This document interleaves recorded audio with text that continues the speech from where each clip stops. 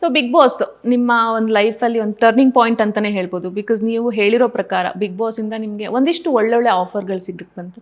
So ನಿಮ್ಮ ಲೈಫಲ್ಲಿ big boss ಅಂದರೆ ಏನು, ನೀವು ಯಾವ ಸ್ಥಾನ ಕೊಡ್ತೀರಾ ಬಿಗ್ ಬಾಸಿಗೆ? ಸೊ ಅದರಿಂದ ನಿಮ್ಮ ಲೈಫ್ ಎಷ್ಟೆಲ್ಲ ಚೇಂಜಸ್ ಆಯಿತು? ಈಗ ಸಾಯೋ ಮೂಮೆಂಟಲ್ಲಿ ಒಂದು ತೊಟ್ಟು ನೀರು ಸಿಕ್ಕಿದ್ರೆ ಅದೇ ದೊಡ್ಡದು ಅಂತಾರಲ್ಲ, ಸೊ ಆ ಥರ ಸಿಚುವೇಶನ್ ಇತ್ತು ಅವಾಗ ಬಿಗ್ ಬಾಸ್ ಬರೋಕ್ಕಿಂತ ಮುಂಚೆ. ಎಲ್ಲಾನು ಟ್ರೈ ಮಾಡಾಗಿತ್ತು, ಎಲ್ಲಾನು ಮಾಡಾಗೋಗಿತ್ತು, ಎಲ್ಲೆಲ್ಲಿ ಹೋಗ್ಬೇಕು, ಯಾರನ್ನು ಚಾನ್ಸ್ ಕೇಳಬೇಕು, ಅದು ಇದು ಎಲ್ಲಾನು. ಅದಕ್ಕೂ ಮುಂಚೆ ಆ್ಯಕ್ಚುಲಿ ಒಂದು ವೆಬ್ಸೈಟಲ್ಲಿ ಒಂದೊಂದು ವಿಡಿಯೋ ಇದೆ, ಬಿಗ್ ಬಾಸ್ ಅವ್ರ ಇಂಟರ್ವ್ಯೂ ತೊಗೊಂಡಿರೋದು, ಅದರಲ್ಲಿ ಆ್ಯಕ್ಚುಲಿ ಎಲ್ಲಾನು ಹೇಳಿದ್ದೀನಿ. ಆ್ಯಕ್ಚುಲಿ ಬಿಗ್ ಬಾಸ್ ಯಾವಾಗ ಸಿಕ್ತು, ಅದು ಯಾವಾಗ ಓಕೆ ಆಯಿತು, ಕಂಪ್ಲೀಟ್ಲಿ ಚೇಂಜ್ ಆಯ್ತು ಅಲ್ಲಿಂದ ಎಲ್ಲ ಅಲ್ವಾ? ಸೊ ಅದಾದಮೇಲೆ ನಿಮ್ಮ ಲೈಫ್ ಚೇಂಜ್ ಆದಮೇಲೆ ಇವಾಗ ನೀವು ಆರ್ಟಿಸ್ಟ್ ಆಗಿ ಗುರುತಿಸ್ಕೊಂಡಿದ್ದೀರಾ, ನಿಮ್ಮನ್ನು ರೆಕಗ್ನೈಸ್ ಮಾಡ್ತಾ ಇದ್ದಾರೆ ಜನರು. ಸೊ ನಿಮ್ಮ ಜವಾಬ್ದಾರಿ ಕೂಡ ಅದೇ ನಿಟ್ಟಿನಲ್ಲಿ ಹೆಚ್ಚಾಗ್ತಾ ಹೋಗುತ್ತೆ. ಸೊ ನಿಮ್ಮ ಕಡೆಯಿಂದ ಬರಬೇಕಾಗಿರುವಂತಹ ಇನ್ನೊಂದಿಷ್ಟು ಕೆಲಸಗಳು ಇರುತ್ತೆ. ಸೊ ಆ ಜವಾಬ್ದಾರಿನೆಲ್ಲ ನೀವು ಹೇಗೆ ಹ್ಯಾಂಡಲ್ ಮಾಡ್ತೀರಾ? ಏನೇನು ಪ್ಲ್ಯಾನ್ಸ್ ಇಟ್ಕೊಂಡಿದ್ದೀರಾ ಈ ಒಂದು ಸೀರಿಯಲ್ ಪ್ರಕಾರಕ್ಕೆ ಹೋದರೆ? ಅಂದರೆ ಆ್ಯಕ್ಚುಲಿ ತುಂಬ ಕೆಲಸಗಳು ಮಾಡೋಕ್ಕೆ ಆಗ್ತಾ ಇಲ್ಲ ಎಷ್ಟೋ ಇದರಲ್ಲಿ. ಇವಾಗ ಕಂಪ್ಲೀಟ್ ಬೆಳಗ್ಗೆ ಎದ್ದೇಳ್ತೀವಿ, ಇಲ್ಲಿ ಬರ್ತೀವಿ, ಶೂಟ್ ಮುಗಿಸ್ತೀವಿ, ಮತ್ತೆ ರಾತ್ರಿ ಹೋಗ್ತೀವಿ, ಮನೇಲಿ ಒಂದು ಸ್ವಲ್ಪ ಟೈಮ್ ಕೊಡ್ತೀವಿ, ಅದ್ರ ಮಧ್ಯೆ ಫ್ಯಾಮಿಲಿ.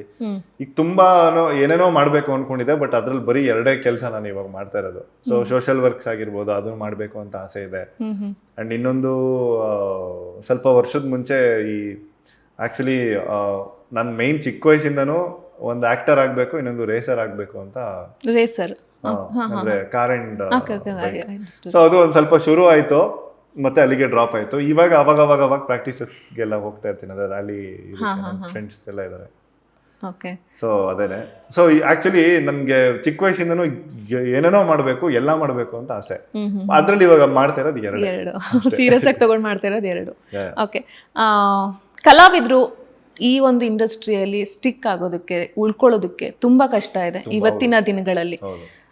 ನಿಮ್ಮ ಕಡೆಯಿಂದ ಎಷ್ಟು ಪ್ರಯತ್ನ ಇರುತ್ತೆ ಈ ಇಂಡಸ್ಟ್ರಿಯಲ್ಲಿ ಉಳ್ಕೊಳ್ಳೋದಕ್ಕೆ, ನಿಮ್ಮ ಹೆಸರನ್ನ ಇನ್ನೂ ಹೆಚ್ಚಿನಾಗಿ ಛಾಪು ಮೂಡಿಸೋದಕ್ಕೆ ಅಂತ? ಅಂದರೆ ನನ್ನ ಎಫರ್ಟ್ ಏನಿರುತ್ತೆ, ಎಫರ್ಟ್ಸ್ ಯಾವ ಥರ ಇರುತ್ತೆ? ಸೊ ಎಫರ್ಟ್ ಏನಂದರೆ ಮೇಯ್ನ್ಲಿ ಒಂದು ಆರ್ಟಿಸ್ಟ್ಗೆ ಇವಾಗ ಆಚೆ ಹೋದ ತಕ್ಷಣ ಜನ ಮಾತಾಡಿಸ್ತಾರೆ, ಅವ್ರು ಲವ್ ತೋರಿಸ್ತಾರೆ, ಫ್ಯಾನ್ ಫಾಲೋಯಿಂಗ್ಸ್ ಎಲ್ಲ ಇರುತ್ತೆ. ಅದು ಯಾರೇ ಒಬ್ಬ ರಾತ್ರಿ ಇಂಟರ್ನೆಟ್ಟಲ್ಲಿ ಫೇಮಸ್ ಆದ್ರೂ ಅವನಿಗೆ ಫ್ಯಾನ್ಸ್ ಇರ್ತಾರೆ. ಸೊ ಫ್ಯಾನ್ಸು ಒಂದು 10 ಜನ ಮಾತಾಡ್ಸಿದ್ರೆ ಒಂದು ತಕ್ಷಣ ನೀವು ದೊಡ್ಡ ಸ್ಟಾರ್ ಥರ ಫೀಲ್ ಮಾಡಬಾರ್ದು. ಫಸ್ಟು ಜಗತ್ತನ್ನೇ ಗೆದ್ದಿದ್ದೀನಿ ಅನ್ನೋ ಆ್ಯಟಿಟ್ಯೂಡ್ ಇರಬಾರ್ದು ಫಸ್ಟು. ಸೊ ಅದನ್ನು ನಾನು ಆ್ಯಕ್ಚುಲಿ ತಲೆಗೆ ತೊಗೊಂಡಿಲ್ಲ. ನನ್ನ ಫ್ರೆಂಡ್ಸ್ ಎಲ್ಲ ಬೈತಾ ಇರ್ತಾರೆ, ಬ್ರೋ ಒಂಚೂರು ಏನಾದ್ರು ಮೇಂಟೈನ್ ಮಾಡಿ ಬ್ರೋ, ಹಂಗೆ ನೀವು ಹೆಂಗೆ ಅಂತೆಲ್ಲ. ಆ ಥರ ಎಲ್ಲ ಏನೂ ಇಲ್ಲಪ್ಪ, ನಾನು ಅವತ್ತು ಹೆಂಗಿದ್ದೀನಿ ಇವತ್ತಿಗೂ ಹಂಗೆ ಇದ್ದೀನಿ. ನಾನು ಮಾಡೋ ಕೆಲಸ ಹಂಗಿರ್ಲಿ, ಓಕೆ, ನಾನು ಮಾತ್ರ ಹಿಂಗೆ ಇರೋದು. ಸೊ ಫಸ್ಟು ಅದನ್ನು ಇದು ಮಾಡ್ಕೋಬೇಕು. ಎಲ್ಲ ಒಂದು ಕಡೆ ಆ್ಯಕ್ಟ್ ಮಾಡಿದ ತಕ್ಷಣ ಸೂಪರ್ ಸ್ಟಾರ್ ಥರ ಒಂದು ಫೀಲಿಂಗ್ ಬರುತ್ತೆ.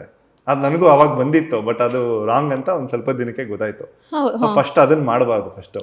ಸೊ ಅದು ಮಾಡದೇ ಇದ್ದಾಗ ನೀವು ಫಸ್ಟ್ ದಿನ ಕೆಲಸಕ್ಕೆ ಒಂದು ಇಂಟ್ರೆಸ್ಟಲ್ಲಿ ಒಂದು ಹಂಗರಲ್ಲಿ ಹೋಗಿರ್ತೀರಲ್ಲ, ಸೊ ಆ ಹಂಗರ್ ಯಾವತ್ತು ನಿಮ್ಮಲ್ಲಿ ಇರುತ್ತೋ, ಸೊ ಆ ಕೆಲಸ ನೀವು ಕರೆಕ್ಟಾಗಿ 100% ಮಾಡೇ ಮಾಡ್ತೀರಾ. ಸೊ ಇದನ್ನು ನಾನು ಆರ್ಟಿಸ್ಟ್ಗಳಿಗೂ ಹೇಳಕ್ಕೆ ಇಷ್ಟಪಡ್ತೀನಿ. ಇದಾಗಿತ್ತು ಶಮಂತ್ ಅವರ ಮಾತು. ಹೋಪ್ಫುಲಿ ಈ ವಿಡಿಯೋ ಇಷ್ಟವಾಗಿದೆ ಅಂತ ನಾನು ಭಾವಿಸ್ತೀನಿ. ಇಷ್ಟವಾಗಿದ್ರೆ ಲೈಕ್ ಮಾಡಿ, ಕಮೆಂಟ್ ಮಾಡಿ, ಮತ್ತು ಶೇರ್ ಮಾಡಿ. ಹಾಗೆ ವಿಶ್ವವಾಣಿ TV ಸ್ಪೆಷಲ್ ಯೂಟ್ಯೂಬ್ ಚಾನಲ್ನ ಸಬ್ಸ್ಕ್ರೈಬ್ ಮಾಡಿ. Thank you.